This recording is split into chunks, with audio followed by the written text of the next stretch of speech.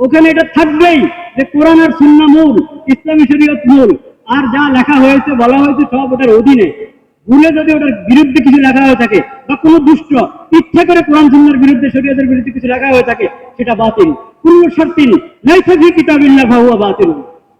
আল্লাহর কিতাবের বিরুদ্ধে, ইসলামী শরীয়তের বিরুদ্ধে যে যে যে যা লিখবে, যে যা বলবে, সেটা বাতিল। আমাদের নবী, আখির নবী হযরত মুহাম্মদ মুস্তাফা সাল্লাল্লাহু আলাইহি ওয়াসাল্লাম বলে গেছেন। যদি নবী করিম সাল্লাল্লাহু আলাইহি ওয়াসাল্লামের সিরাত থেকে এই শিক্ষা আমরা গ্রহণ না করতে পারি, তাহলে রবিউল আউয়াল মুখ নেবেন না। ঈদে মিলাদুন নবী তো এমনি ভুল কথা। ঈদ হলো ঈদুল ফিতর আর ঈদুল আযহা। ঈদে মিলাদুন নবী নামে কোনো ঈদ নাই। অনেকে অসন্তুষ্ট হবে আমাদের কথায়। এখান থেকে বের হয়ে যান, তো দেখবেন যে সোশ্যাল মিডিয়ায় কত কথা যে আসবে আমার বিরুদ্ধে। কিন্তু সেটা ওটা তো আমার চিন্তা করতে হবে না। ওটা তো স্পষ্ট একটা ইতিহাস। ঈদ, ইসলামের ঈদ সম্পর্কে তো ইতিহাস আছে। সাহাবা জামানা, তাবেঈ জামানা, তবে তাবেঈ জামানা। নবী করিম সাল্লাল্লাহু আলাইহি ওয়াসাল্লামের সিরাতের আলোচনা হবে, তার জন্ম বৃত্তান্ত আলোচনা হবে। সেই আলোচনার জন্য ঈদে মিলাদুন নবীর নাম দেওয়া, তার জন্মদিনকে ঈদ বানানো, এটা তোমার ইচ্ছা, তুমি নিজের ইচ্ছা মতো বানাবে ঈদ?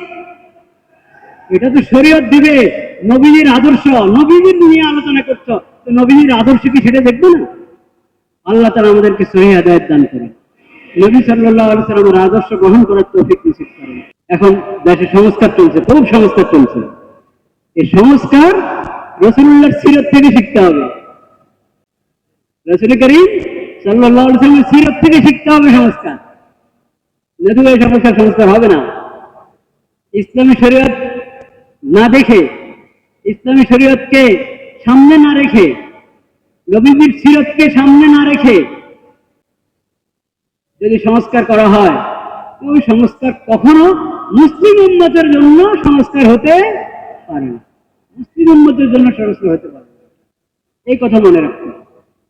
সবার জন্য শিক্ষা রাসূলুল্লাহর সিরাতে হবে নাই।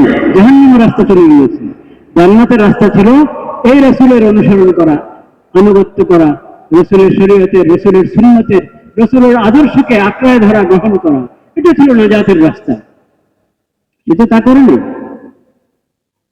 রাসূলুল্লাহ সাল্লাল্লাহু আলাইহি ওয়াসাল্লাম যে উম্মত তৈরি করে দিয়েছেন সাহাবায়ে কেরাম, সেই সাহাবায়ে কেরামকে গ্রহণ করবে।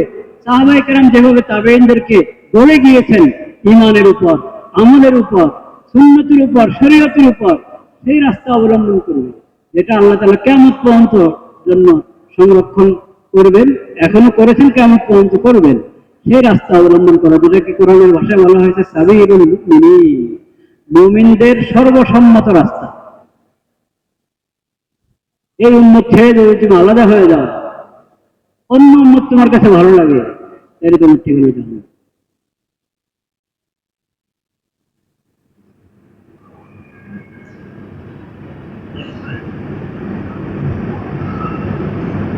আমরা রবিউল আউয়াল আসলে রবিউল আউয়ালের শিক্ষা নিয়ে অনেক কথা বলি। রবিউল আউয়ালের ডাক, রবিউল আউয়ালের ডাক না, ঈমানের ডাক। এটা 1 মাসের ডাক না, 12 মাসের ডাক। এটা একদিনের ডাক না, পুরো বছরের কি ডাক, ঈমানের ডাক। ঈমানের ডাক, যেটাকে আপনারা রবিউল আউয়ালের ডাক বলেন, রবিউল আউয়ালের আহ্বান বলেন, সেটা ঈমানের আহ্বান। সেটা তো কোরআন আল্লাহ বলে দিয়েছেন, লাকাদ কানা লাকুম ফি রাসূলিল্লাহি উসওয়াতুন হাসানাহ লিমান কানা ইয়ারজুল্লাহ ওয়াল ইয়াওমাল আখির ওয়া যাকারাল্লাহা কাসীরা। লাকাদ কানা লাকুম ফি রাসূলিল্লাহ, তোমাদের সকলের জন্য, লাকুম তোমাদের সকলের জন্য, রাসূলুল্লাহ সাল্লাল্লাহু আলাইহি ওয়াসাল্লামের সিরাতে, তার জীবনীতে রয়েছে উত্তম আদর্শ, নির্ভুল আদর্শ। যদি তুমি চাও আল্লাহর সঙ্গে তোমার মোলাকাত হোক, আল্লাহর সন্তুষ্টি অর্জন যদি তোমার ইচ্ছা হয়,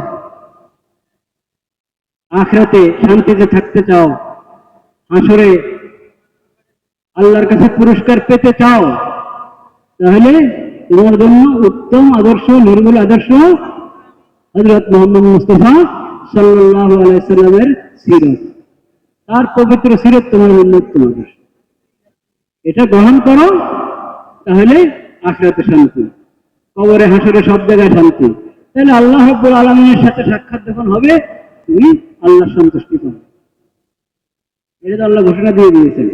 এটাই এটাই রবিউল আউয়ালের আহ্বান, এটাই ঈমানের আহ্বান।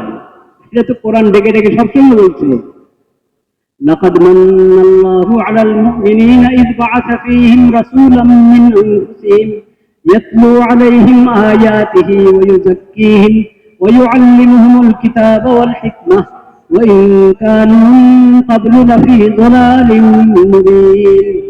সূরা আলে ইমরানের মধ্যে, সূরা আলে ইমরান আল্লাহ তাআলা বলেছেন, আল্লাহ নিশ্চয়ই আল্লাহ তাআলা মুমিনদের প্রতি অনুগ্রহ করেছেন। কি অনুগ্রহ? তাদের হেদায়েতের জন্য আল্লাহ তাআলা রাসূল পাঠিয়ে দিয়েছেন। আখিরি নবী হযরত মুহাম্মদ মুস্তাফা সাল্লাল্লাহু আলাইহি ওয়াসাল্লামকে তাদের হেদায়েতের জন্য তাদের কাছে নবী হিসেবে, রাসূল হিসেবে, সর্বশেষ নবী হিসেবে পাঠিয়েছেন। এটা আল্লাহ তাআলা সবচেয়ে বড় ইহসান, সবচেয়ে বড় অনুগ্রহ, সবচেয়ে বড় দয়া। আল্লাহ রহমতের নবীকে আল্লাহ তাআলা আখিরি নবী হিসেবে আমাদের নবী, আমাদের রাসূল, আমাদের হেদায়েতের জন্য আল্লাহ তাআলা পাঠিয়েছেন। এই নিয়ামতের শুকর আদায় করতে হবে কিনা? এই নিয়ামতের শুকর শুধু রবিউল আউয়ালের উদযাপন না ঈমানি জিন্দেগি গঠন? ঈমানি জিন্দেগি করতে হবে, নিজেকে ঈমান মুমিন হিসেবে গড়ে তুলতে হবে, রাসূলুল্লাহ সাল্লাল্লাহু আলাইহি সাল্লামের খাঁটি উম্মত হিসেবে গড়ে তুলতে হবে নিজেকে। এটা হলো এই নিয়ামতের শুকরিয়া। আরে ভাই, এ বাবু তুমি কি করো? এদেরকে পিচ্চিকে দিয়ে দিয়েছে একজনে, কোন মুরব্বী, তোমাকে কিছু বলবে না, তুমি উঠে ছবি তোলো, ভিডিও।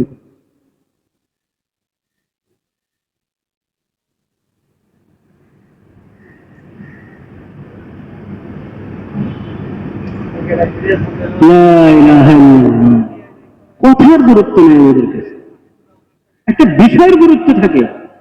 সর্বশেষ নবী, আখির নবী হযরত মুহাম্মদ মুস্তাফা সাল্লাল্লাহু আলাইহি ওয়াসাল্লাম সিরাত নিয়ে আমরা আলোচনা করছি। ওই সিরাত, ওই আদর্শ আমাদের মধ্যে কিভাবে এসে যায়, ওটার জন্য আমাদের ফিকির হওয়া দরকার, চিন্তিত হওয়া দরকার, ভাবা দরকার। এই আলোচনার ভিতরে, এই ভাবনার ভিতরে যদি আমি তামাশা করতে থাকি, এটা সুন্দর কথা হলো? বিনোদনের তো একটা সময় থাকে।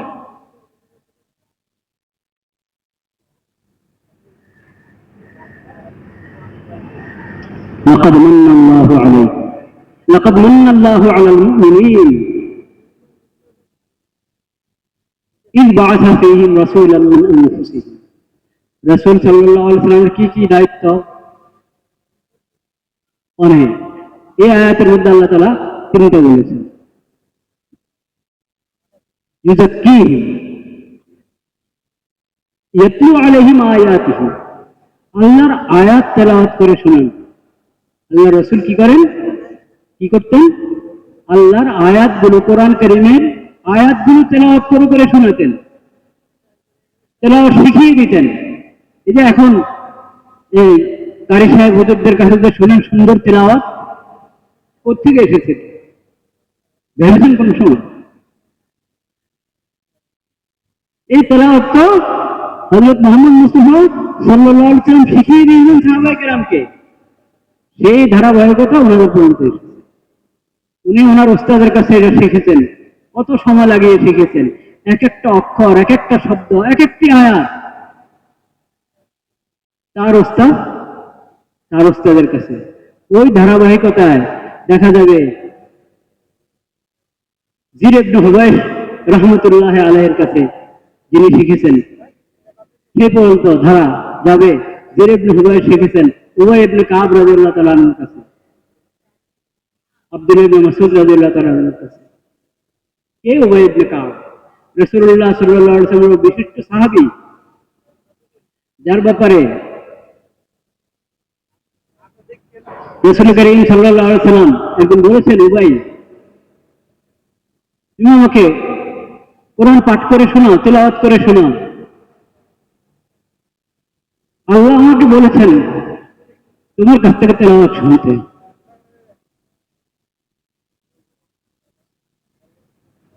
তিনি খুশিতে আত্মহারা, আল্লাহ সম্মানী রব্বি, ইয়া রাসূলুল্লাহ, আল্লাহ আমার রব আমার নাম নিয়েছে, আমার রব আমার নাম নিয়েছে, এইভাবে আপনাকে বলেছেন উমায়ের কাছ থেকে তেলাওয়াত শোনাও।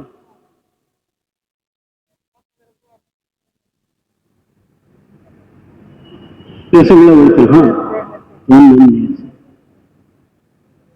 সেই উবাই ইবনে কাব ওই সাহাবীর কাছ থেকে শিখেছেন জির ইবনে হুবাইশ। আব্দুল্লাহ ইবনে মাসউদ রাদিয়াল্লাহু তাআলার কাছ থেকে শিখেছেন জির ইবনে হুবাইশ, যে আব্দুল্লাহ ইবনে মাসউদ রাদিয়াল্লাহু তাআলা আনহু রাসূল করিম সাল্লাল্লাহু আলাইহি ওয়াসাল্লাম থেকে সরাসরি উবাই ইবনে কাব তারা সরাসরি রাসূলের কাছ থেকে কোরআনের এক একটি আয়াত বুঝে নিয়েছেন, স্মরণ ইয়াদ করেছেন, হেফজ করেছেন এবং সহিহ শুদ্ধ তেলাওয়াত শিখে নিয়েছেন, তার মর্ম অর্থ শিখে নিয়েছেন।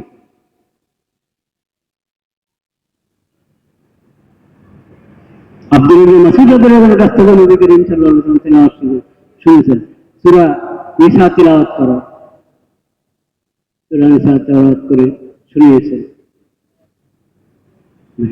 পড়িয়ে দিতেন, আবার শুনতেন। ওই সাহাবীদের মাধ্যমে আস্তে আস্তে এই কারি সাহেবদের কাছ থেকে এখন আপনি সুন্দর তেলাওয়াত শুনেন।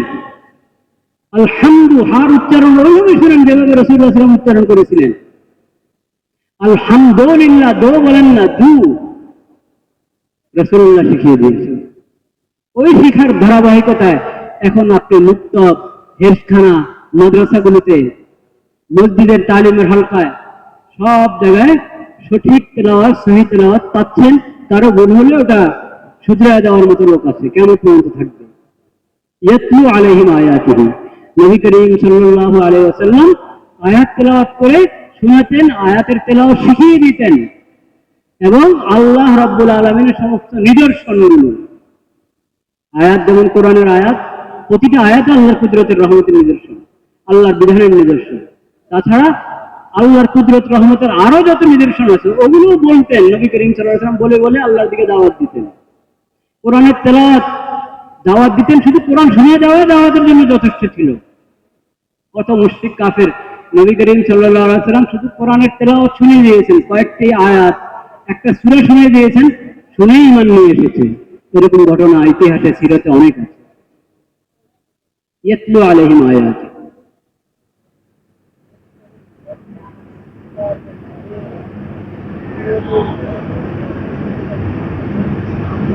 এক মুশরিকের তো ঘটনা আছে। ও এসেছে নবী করিম সাল্লাল্লাহু আলাইহি ওয়াসাল্লাম কথা বলার জন্য মাত্র শুরুতে খুতবা পড়েছেন। খুতবার এই খুতবা, এই খুতবা আজকার আলোচনার শুরুতে যে খুতবা পড়া, এই খুতবাটাই আলোচনা করবেন, সেজন্য খুতবা পড়া হয়েছে। খুতবা তো আমরা সব দিন শুনি, কিন্তু আমরা তো অনুধাবন করি না, গোড়াতে বুঝতে পারি না। ওই মুশরিক এক তো ছিল আরব, আরবি ভাষার পাণ্ডিত্য বুঝতো, কিসমত তার ভালো ছিল, হেদায়েত ছিল তার কিসমতে। খুতবা শুনেই ঈমান নিয়ে এসেছে। খুতবাটা শুনে, আলোচনা শুরু হয়নি, খুতবাটা শুনেই ঈমান নিয়ে এসেছে। ইয়া রাসূলুল্লাহ, আপনি যা বলছেন এটার এটার ভাষার অলংকার, এটার মর্মের গভীরতা, এটা তো সমুদ্রের সমুদ্রের পুরো পানিকেই বালাগত বানিয়ে দিল, অলংকার বানিয়ে দিল। এত এটার গভীরতা এবং এত এটার মধ্যে বিশুদ্ধ ভাষা এবং পাণ্ডিত্য, ভাষার অলংকার।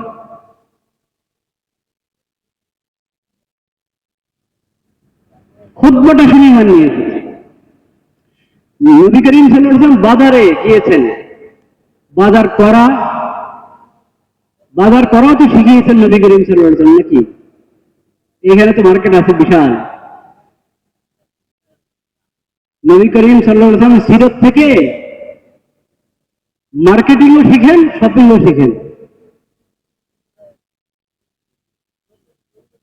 যত এই মার্কেটটার মধ্যে যত দোকানদার আছে, আপনারা নবীজি সিরাত থেকে দোকানদারি শিখেন। আর আমরা যারা এখানে এই দোকানগুলোতে আসি খরিদ করার জন্য, ক্রয় করার জন্য, আমরা একজন গ্রাহক হওয়া, আদর্শ গ্রাহক হওয়া নবী সাল্লাল্লাহু আলাইহি ওয়াসাল্লামের কাছ থেকে শিখি। এটা হবে রবিউল আউয়াল। আর উদযাপন যে করেন আরো কত কত নতুন নতুন নামে, এটা রবিউল আউয়ালের শিক্ষা না, ওটা উদযাপনের মধ্যে শেষ হয়ে যাবে। জিন্দেগিতে আসতে হবে, জিন্দেগিতে আসতে হবে। নবী সাল্লাল্লাহু আলাইহি ওয়াসাল্লাম বাজারে কিছু খরিদ করলেন। বাজারে গেলেই তো যারা দোকান বসায় তাদেরকে নসিহত করতেন, বেচা কেনার ব্যাপারে শরীয়তের বিধান কি শিখাতেন, জানাতেন, বুঝাতেন, সে তো আছে। কিন্তু কোনো কিছু খরিদ করতে গেলে ওটা নিয়ে আসছেন, এক লোক ফলো করছেন নবী করিম সাল্লাল্লাহু আলাইহি ওয়াসাল্লাম।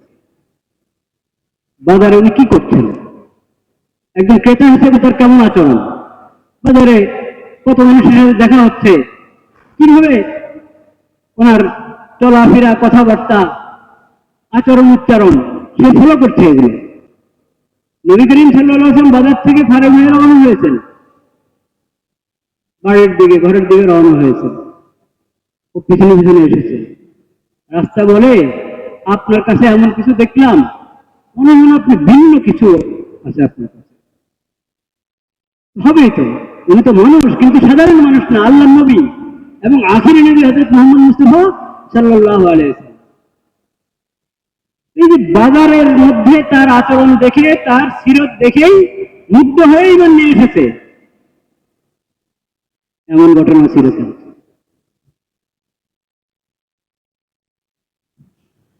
এই নবীজির আখলাক যারা হাসিল করতে পেরেছে, এই নবীজির সিরত যারা হাসিল করতে পেরেছে, তাদের সিরত দেখে, তাদের আখলাক দেখে এরকম শত শত মানুষ ইসলাম গ্রহণ করেছে। সাহাবায়ে কেরাম ব্যবসার জন্য বিভিন্ন এলাকায় গিয়েছেন, ব্যবসার জন্য গিয়েছেন। একজন ব্যবসায়ী হিসেবে তাকে আদর্শ ব্যবসায়ী হিসেবে পেয়েছে ওই এলাকার মানুষ, অমুসলিম তারা। এই তো এই ধরনের ব্যবসায় করতে যাচ্ছে, তাদের কথাবার্তা, চালচলন দেখে, আচার ব্যবহার দেখে, তাদের আমল দেখে, চিন্তা চেতনা দেখে ইমান নিয়ে এসেছে। বাস দেখা দেখি ওই এলাকার মধ্যে অনেক মানুষ মুমিন হয়ে গেছে, পরে দেখা গেছে পুরো দেশের মুমিন। এটা হলো সিরাতুন নবী সাল্লাল্লাহু আলাইহি ওয়াসাল্লাম। আর যদি মিলাদুন নবী নাম দেন, এটার নাম মিলাদুন নবী, এটার নাম মিলাদুন নবী, শুধু কথার নাম না। কথা তো সহি বলতে হবে। আমি মিলাদুন নবীর নামে একটা অনুষ্ঠান করব, নবীর ব্যাপারে বলবো, এখানে তো আনন্দ বলা যাবে না, যা মনে চায় তা বলা যাবে না। নবীর বিষয় বলবো, জেনে শুনে বলতে হবে।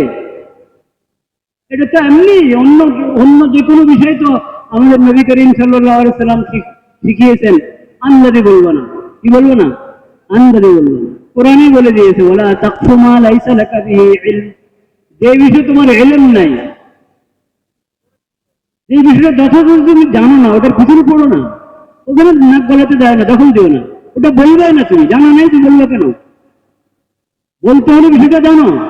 ইত্তাকুল হাদিস আন্নী ইল্লা মা আলিমতুম, তিরমিজি শরীফের মধ্যে নবী করিম সাল্লাল্লাহু আলাইহি ওয়াসাল্লামের বাণী, ইত্তাকুল হাদিস আন্নী ইল্লা মা আলিমতুম, আমার ব্যাপারে বলবা, আমার উদ্ধৃতিতে বলবা, আন্দাজি বলবা না, জেনে শুনবে প্রমাণিত কিনা, আসলে কি আমি এটা বলেছি, আসলে কি এটা করেছি আমি।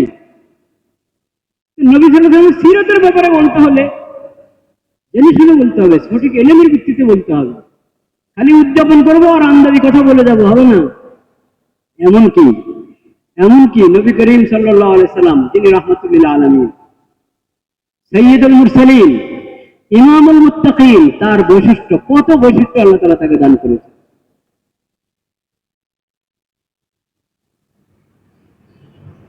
কিন্তু তার প্রশংসা আমি করতে চাচ্ছি, সেই প্রশংসার জন্য কি আছে? আদব আছে, উসুল আছে। এই প্রশংসার জন্য কি আছে? আদব আছে এবং কি উসুল আছে। নবী করিম সাল্লাল্লাহু আলাইহি ওয়াসাল্লাম বলেছেন, লা তুতরুনি কামা আতরাতিন নাসারা ঈসা ইবনে মারইয়াম, তোমরা আমার প্রশংসা করতে গিয়ে অতিরঞ্জন করবে না। আমার প্রশংসা করতে গিয়ে কি করবে না? অতিরঞ্জন করবে না, বাড়াবাড়ি করবে না। খ্রিস্টানরা যেমন করেছে, ঈসা ইবনে মারইয়াম, ঈসা আলাইহিস সালাম সম্পর্কে খ্রিস্টানরা বাড়াবাড়ি করে, তিনি হলেন আল্লাহর বান্দা। ঈসা আলাইহিস সালাম কে? সকল নবী রাসূল আল্লাহর বান্দা। ঈসা আলাইহিস সালাম আল্লাহর বান্দা, তাকে বানিয়ে দিয়েছে খোদা। নাউযুবিল্লাহ। ঈসার ব্যাপারে খ্রিস্টানরা বাড়াবাড়ি করে যে সমস্ত কথা বলেছে, তোমরা এমন কাজ কখনো করবে না, তোমরা বাস্তব কথা বলবে, সঠিক কথা বলবে। আমার প্রশংসা করতে গিয়ে অতিরঞ্জন করবে না। আমি তো আব্দুল্লাহ, আল্লাহর বান্দা, আল্লাহর রাসূল। আল্লাহর বৈশিষ্ট্য আমার জন্য কি করবে না, সাব্যস্ত করবে না।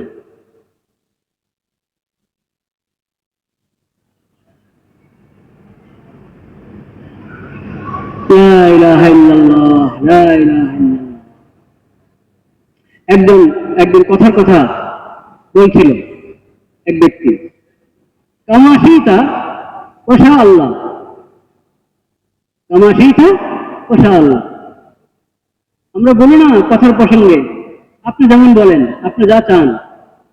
ওই ধরনের একটা কথা বলতে গিয়ে কথার প্রসঙ্গ লোকটা বলে বসেছে, কামাশিতা ওশা আল্লাহ, যেমন আপনি চান যেমন আল্লাহ চান ওরকম হবে ইয়া রাসূলুল্লাহ।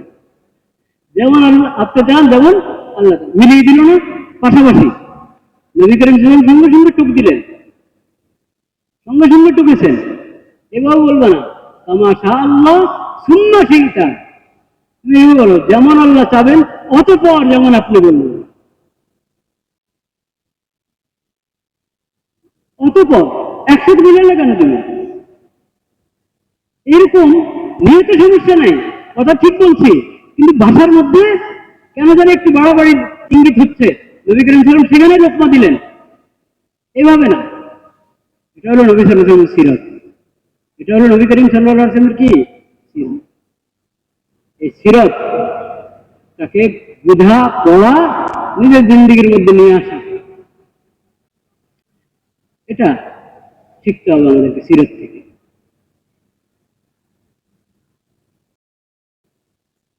আজকে আমি তিরমিজি শরীফ থেকে একটা হাদিস লিখে নিয়ে এসেছি, নবী করিম সাল্লাল্লাহু আলাইহি ওয়াসাল্লামের শিক্ষা, দীর্ঘ হাদিস।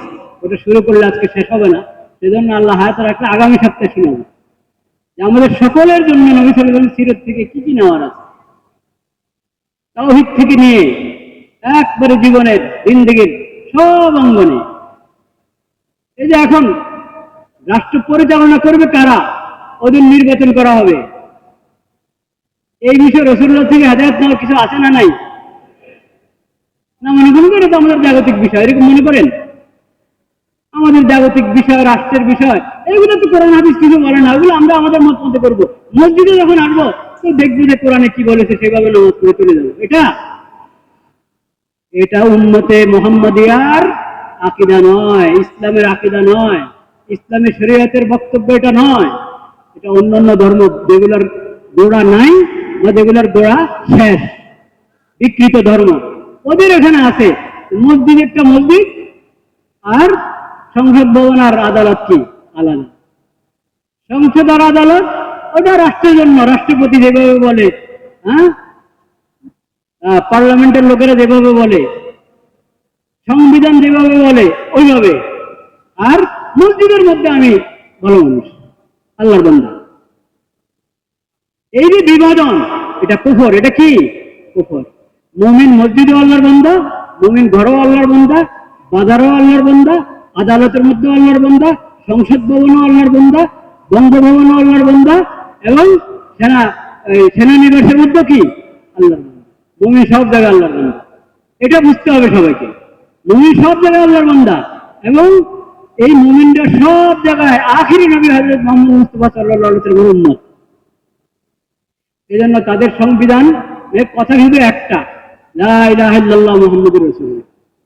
মুমিন মুসলিম দেশের সংবিধান, ওটার প্রথম কথা লেখা থাকুক বা না থাকুক, সংবিধানের গায়ে লেখা থাকুক বা না থাকুক, মুসলিম দেশের সংবিধানের মধ্যে লিখিত হোক আর উর্দু থাকুক, এটা আছেই, লা ইলাহা ইল্লাল্লাহ মুহাম্মাদুর রাসূলুল্লাহ।